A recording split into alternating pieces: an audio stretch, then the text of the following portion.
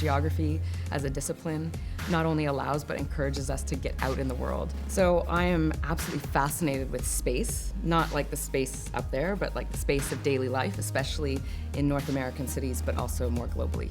So I look at some very particular spaces like the targeted urban neighborhood, and then seemingly at a really different scale, the transnational supply chain and its securitization. My work really does span a lot of different scales, so on some of my projects I'm working in very intimate communities with a handful of people, and at other times I'm talking about the remapping of kind of global security space. But in all of these questions and all these projects, even these seemingly very, very large questions of the global are always experienced and practiced in very local spaces, in real spaces. And so while I'm working at many different scales, it's always with kind of real people in real places that are affected and impacted by these changes.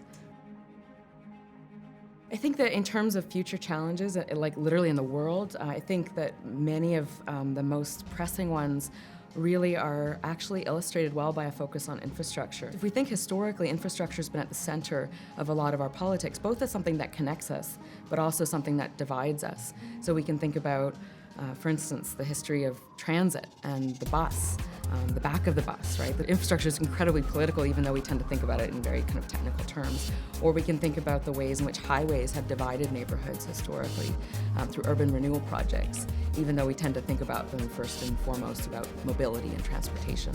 Rethinking infrastructure requires that we both think about the ways we're connected, not just within nation states, but across space in complicated ways, across national borders, across neighborhoods.